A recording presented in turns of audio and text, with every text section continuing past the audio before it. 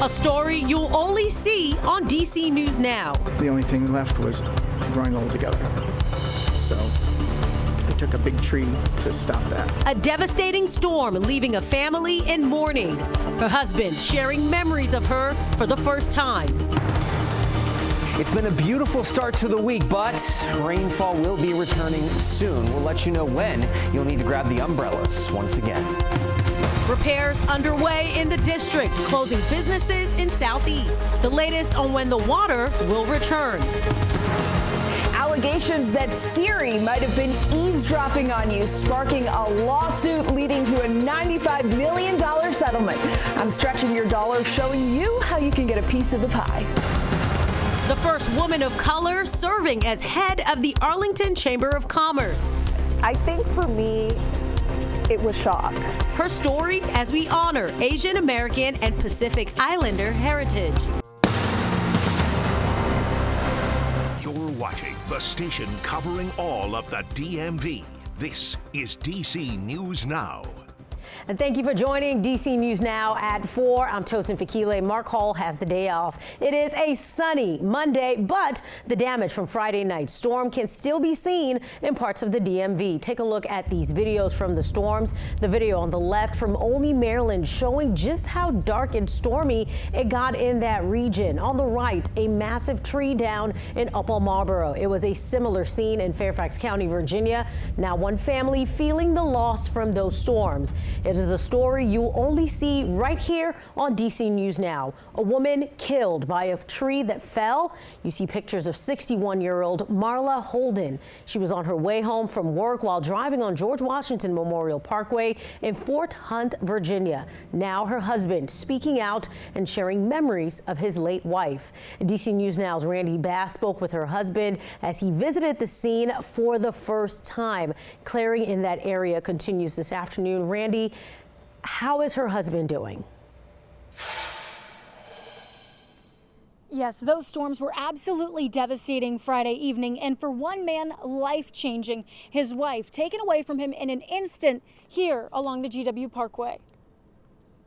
Before and after, from now on. For Wesley Holden, everything changed Friday night. His wife, Marla Holden, died when a tree fell on her car along the GW Parkway during strong storms. The only thing left was growing old together. So it took a big tree to stop that. Holden tells DC News Now she was driving home from George Washington's Mount Vernon, where her co-workers knew her as Dr. Marla Holden, Director of Project Management working in historic preservation, describing his wife, also a mother and grandmother, as hardworking and caring. I have to say I was very, very lucky that Marla and I were the happiest ever. She was a woman of accomplishments, and she had accomplished everything she wanted to in life, including our marriage. Walking to the area of Morningside Lane and the GW Parkway Monday afternoon, getting a look at where it happened for the first time. It's indescribable, the randomness of it. I just walked down here with you where the tree is occurring. I just thought I should look at it. Taking comfort in knowing he's not alone in his grief. As I took a walk yesterday and saw the downed trees, that I'm not, I took almost comfort the tragedies that occurred that night on Friday, the person that also lost their life in this completely random thing, and the people in Kentucky. My heart goes out to. Now, Mr. Holden tells us he has just received an outpouring of support from the community. He is expecting to hold a ceremony to remember his wife's legacy in the coming weeks. In Fort Hunt, Virginia, I'm Randy Bass, DC News Now. And a note for drivers, there are still some road impacts on GW Parkway that could impact Tuesday's commutes. The parkway remains closed between Bellevue Boulevard and Alexandria Avenue. We spoke to some people impacted in that area by the storms. I mean, it was definitely scary, and just making sure, obviously, the house and our dogs are okay as well. But yeah, not a fun time, or definitely a scary time to be in this area. About 15 trees fell on the parkway during those storms. All right, time to get a check of our forecast for today and the rest of the week with meteorologist Damon Matson. And Damon, what a widespread impact. It was a busy day Friday, and we're thankful that today looks different, but those impacts were quite serious. Yeah, even 3 days past, Tosin, obviously we're talking about those impacts and seeing and hearing about things that we never want to deal with during storms like this. That's why we always try to be as prepared as we can, because this map is filled. Again, this was about 3 days ago now at this point, but we can still see all of the widespread impacts. These are just the storm reports alone, and definitely upwards of 50 wind reports came in from Friday's storms. And of course, we had that cluster right around D.C. and Fairfax County, with plenty more stretching up into Maryland. But we were able to get a break from all of that active weather this weekend, and thankfully today has turned out to be an extension of that weather where it's just been quiet. Thankfully, we haven't had a lot to worry about, and sunshine today has boosted us right up into a comfortable range. Temperature-wise,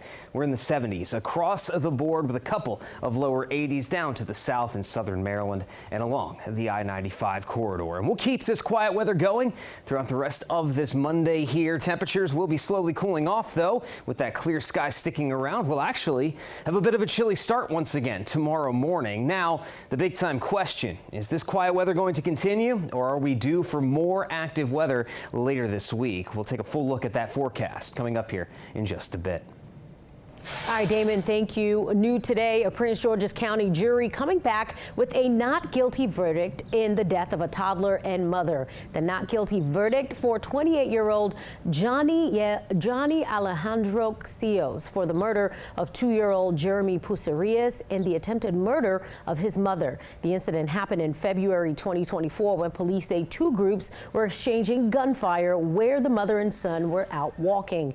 The two were caught in the crossfire. 2-year-old Jeremy died at the hospital. His mother was shot and had non-life-threatening injuries. I certainly understand, again, based off of some of their notes, that was a little bit of a window into some of their thinking. I can understand why they would come back with the verdict they did. Might not always agree with everything that a jury decides on as to what counts they decide to find guilt on. But in this case, I can certainly guess why they did. The 28-year-old Tercios was found guilty on 3 of the 11 charges. Multiple teenage boys who ran away from a Department of Youth Rehabilitation Services facility in Pennsylvania over the weekend were involved in a carjacking, shooting, and police chase. Police were first notified on Sunday night for a reported stolen 2016 Land Rover with PA plates. Minutes later, they were called to a shooting on 8th Street in Northeast where a man was shot and robbed in the red SUV. That man was taken to the hospital with non-life-threatening injuries. Police were able to find the car near RFK Stadium with the department helicopter. 5 suspects got out of the car, police say, and they found one of the missing men in that group. 2 others were arrested. They were not connected to escaping in Pennsylvania. Police are still searching for 2 other teenage boys. And in Prince George's County, police say they've arrested 37-year-old Ray Williams. He's accused of shooting and killing 51-year-old Timothy Furr from Baltimore. We're told that shooting happened in Seat Pleasant on Friday just after 9:30. Police were called to Gregg Street where they found Williams entering his apartment. They believe he and Furr knew each other. Williams has been charged with 1st and 2nd-degree murder. In Maryland, Governor Wes Moore vetoing a bill that would have created a commission to study and recommend reparations for slavery and racial discrimination. Moore says the state already has several commissions looking into the impact of slavery in Maryland. The bill detailed a range of reparations from apology letters to financial compensation and debt forgiveness. Maryland's Legislative Black Caucus responded to the veto, condemning it. When a home in Rockville caught fire, people wasted no time jumping into action to help the woman who lives there. The woman, who is in her 90s, was able to get out safely because of the help. DC News Now's Kevon Dupree covers Montgomery County for us. He talked to someone who witnessed that rescue. The fire happened Saturday on Vandalia Drive in Wheaton Woods. A neighbor I spoke with says once they realized what was happening, there was no question what had to be done. We noticed smoke coming out of a couple of the vents in the top of the house. Jesse Ross lives next to the home on Vandalia Drive that caught fire Saturday morning. He says a contractor was the first person to realize something was wrong. And he noticed smoke coming from the chimney of the house. Obviously, no one's burning firewood now. And so he came over and knocked on the door. Ross's landlord answered. He and the landlord quickly realized the neighbor's house was on fire. They were able to get in there, get the lady out. She was on the first floor. She's about 91 years old. Ross says help arrived minutes later. We had a really big response from the Montgomery County Fire Department. There were at least 6 fire trucks here and at least 24 guys. Investigators determined the cause of the fire was electrical and that it started accidentally in the attic.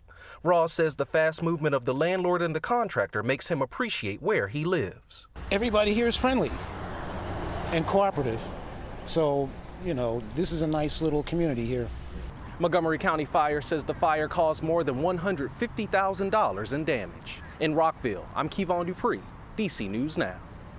All right, that was our Kevon Dupree reporting for us. All right, to help you stretch your dollar on this Monday, in Virginia, Columbia Gas customers will get a bit of a relief on their bills. The utility asked to hike rates in 2024 and started charging customers more, an additional 11%. But the State Corporation Commission reviewed the request and determined that the rate increase was too high.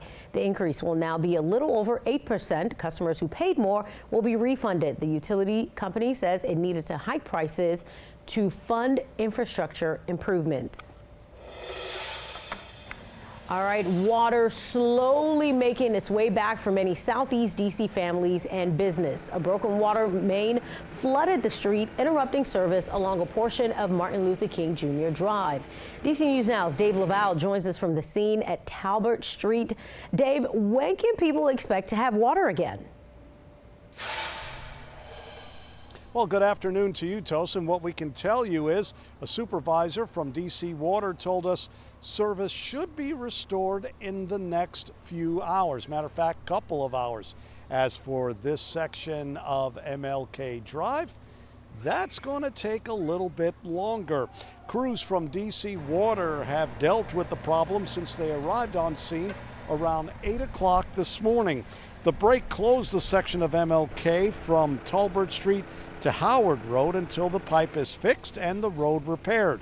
The outage, according to DC Water, affected about a couple of dozen customers, primarily businesses. But a supervisor we spoke to earlier said things are improving.